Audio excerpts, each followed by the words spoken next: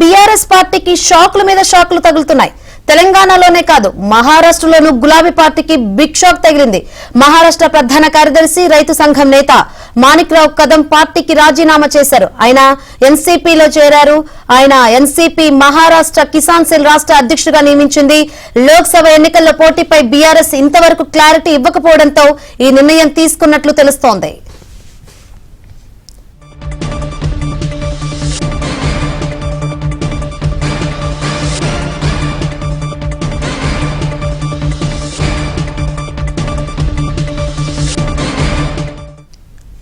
BRS పార్టీకి షాక్ల మీద షాక్లు తగులుతున్నాయి. తెలంగాణలో కాదు ఇటు మహారాష్ట్రలో ఉన్న గులాబీ పార్టీకి బిగ్ షాక్ తగిలిందని చెప్పాలి. ఇదే విషయం గురించి మరింత సమాచారాన్ని మా ప్రతినిధి నరసింహరావు అడిగి తెలుసుకుందాం. నరసింహరావు, జయశంకర్, ఇప్పటికే తెలంగాణ రాష్ట్రంలో సిట్టింగ్ ఎంపీ ఎమ్మెల్యేలంతా కూడా షాక్ల మీద షాక్లు బీఆర్ఎస్ పార్టీకి ఇస్తున్నారు. వరుసపెట్టి గులాబీ పార్టీకి గుర్తుపై చెప్పి వెళ్లి కాంగ్రెస్ బీజేపీ పార్టీలో చేస్తా ఉన్నారు. ఒకవైపు తెలంగాణలో పరిస్థితులను చక్కబెట్టుకోలేక ఇబ్బందులు పడుతున్నటువంటి బీఆర్ఎస్ అధిష్టానానికి పక్క రాష్ట్రాల్లో కూడా పరిస్థితులు తలనొప్పిగా మారాయి. దాదాపుగా పక్క రాష్ట్రాల్లో పార్టీ మొత్తం అయినటువంటి పరిస్థితి కనిపిస్తా ఉంది. ఇప్పటికీ నిజానికి జాతీయ రాజకీయాల పేట ప్రత్యామ్నాయ రాజకీయాలని దేశానికి అందిస్తామంటూ మోడీకి ప్రత్యామ్నాయం తామే అంటూ కేసీఆర్ ముఖ్యమంత్రిగా ఉన్నటువంటి సమయంలో జాతీయ స్థాయిలోకి పార్టీని విస్తరించాలని చెప్పి బీఆర్ఎస్ గా మార్చుకొని ఇతర రాష్ట్రాలపైన కూడా ఫోకస్ పెట్టి అక్కడటువంటి నాయకులను చేర్చుకునేటువంటి ప్రక్రియను మొదలుపెట్టారు. అందులో భాగంగా అటు ఒడిశాలో కొంతమందిని చేర్చుకున్నారు. మాజీ ముఖ్యమంత్రి గిరిధర్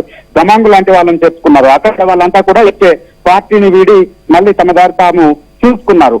ఇంకోవైపు ఆంధ్రప్రదేశ్ లో కూడా రాయల కిషోర్ బాబు లాంటి వారు బీఆర్ఎస్ లోకి వచ్చారు. మళ్ళీ తర్వాత వాళ్ళు వారి దారి వారు చూసుకున్నారు. ఇప్పుడు ఆంధ్రప్రదేశ్ లో బీఆర్ఎస్ పార్టీ ఉందో లేదో తెలియనటువంటి పరిస్థితి ఏర్పడింది. ఇక మహారాష్ట్రలో ప్రతిస్తున్న 4 జిల్లాల్లో కార్యాలయాలు పెట్టారు. 10 జిల్లాలకి ఇన్ఛార్జ్లను నియమించారు. 6 కోఆర్డినేటర్లను నియమించారు. అక్కడ కూడా పెద్ద ఎత్తున ఇతర పార్టీలకు సంబంధించినటువంటి నాయకుల్ని చేర్చుకున్నారు.